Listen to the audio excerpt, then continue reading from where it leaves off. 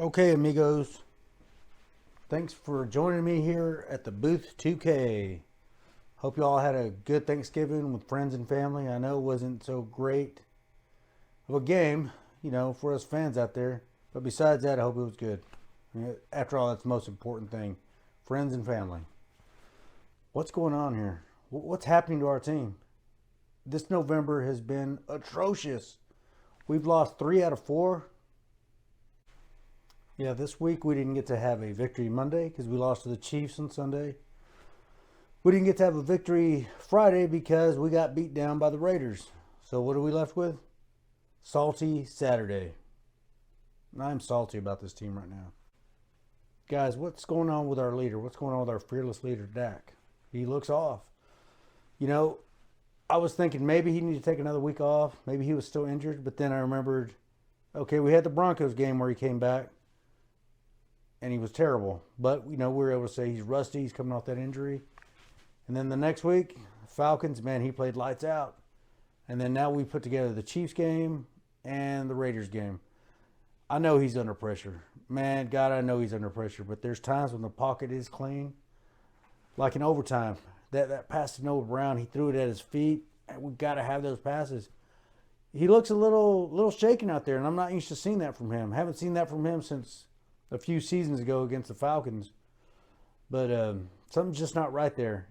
I know we're missing Cooper. We're missing Lamb. Oh, by the way, Amari Cooper, man, how big of a loss is that? A lot of people around here are always ready to write him off, ready to move Gallup up in his spot or, trade him, cut him, do whatever, save money on the salary cap. The guy's a game changer. We got to have him in there. So he's really missed. CeeDee Lamb, unfortunately, got that concussion. And we are shorthanded, but we so is every other team. So were the Raiders. So were the Chiefs. So were the Broncos. They just traded away their best player in Von Miller, and they still whooped us. We got to do better. We got to figure out. We got to run some different plays. We got to run some different formations. Kellen Moore, if he's the genius, everybody's touting him as the next head coach of an NFL team. We got to figure these things out. These changes on the offensive line. Were they even necessary, really? Because it looks like since we made some changes out there that we didn't need to, man, it's bad. They've opened up the floodgates. Dak doesn't have time to do anything. Like I said, when he does have time, he's probably got happy feet. He's probably, just feeling pressure when it's not there. And that's not helping with those bad passes. So the coaches need to regroup. They got to figure something out. They got to make some changes. They got to make better choices. One thing that's really disheartening is, man, especially on Thanksgiving, having shades of last season. Hero ball, bad for 3 quarters, great in the 4th, but then not finishing it. I just, that's concerning. That's concerning for a lot of reasons. I'm also thinking about the 2019 season. You guys remember we started out 3-0. We beat 3 soft, sorry teams.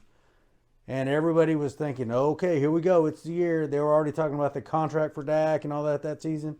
It didn't work out. I believe that's when Zeke got paid, which that was probably, they shouldn't have paid him so much. But that's another topic there.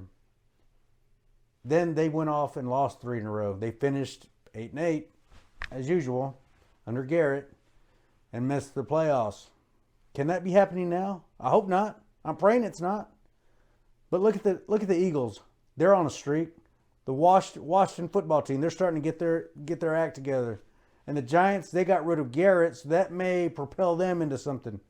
You never know. So while we're worried about positioning in the playoffs, maybe we just need to focus right now on winning the NFC East and getting to the playoffs. Because I know November was bad, very bad. But do we want to streak? Do we want to get hot in November? Or December and January? In order for that to happen, we got to get back to basics. We've got to get our running game going again. We got to get some continuity on the offensive line, maybe put some pieces back where they were, and let's see where that takes us. Let's go back to what was working. Let's start running the ball. I think Zeke is banged up right now. He probably needs to take a week off, maybe even 2 weeks. Now's the time to do it. Let's do it. Let's take that chance. Zeke's great. I love Zeke.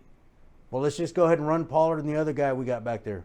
Let's give Zeke some time to be ready to go so we can really make a real push this season. I don't know how far we're going to go. Nobody does. But I do know this. That man's got to be healthy and ready to go. We've got to coach better. We got to play better. You know, taking a 60-yard field goal was in the second quarter I believe it was 4th and 5. They probably should have punted it or gone for it. I mean, this guy had missed an extra point already, and we're going to try a 60-yard field goal? That's bad coaching. That's bad coaching. I don't care who was calling that play. I'm going to call him a bad coach. That's terrible. We can't win. We can't overcome these kind of mistakes right now. We got to play more consistent. We got to give our players the best chance they have of winning. And hey, I know the refs didn't do us any favors. That was a bad officiating game. And I hate to complain about the refs. I'm not saying that's why we lost, because that's not why we lost. We did that to ourselves, but they didn't help. There was some terrible calls. Terrible calls. Y'all all saw the game. We were called for pass interference so many times. A couple of them were justified. But the one at the end where the receiver was grabbing Brown's helmet, how could he possibly turn his head around when he's in a front face lock? I don't know.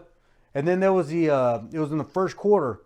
That was a fumble. That was a catch and a fumble. And our guys hustled before that ball went out of bounds. He was able to grab it and throw it in bounds so we could get it. And they didn't give us that one. We earned it, and they didn't give it to us. So that was frustrating. I don't usually get too hot about the refs, but this was a poorly officiated game from start to finish. They dictated who won this game. I'm sorry, but that's the truth. And I'm tired of that. Now, we definitely need to clean up the penalties. That's got to get taken care of. And I got to believe it will. I really do. I got to believe it will. That's going to get shored up.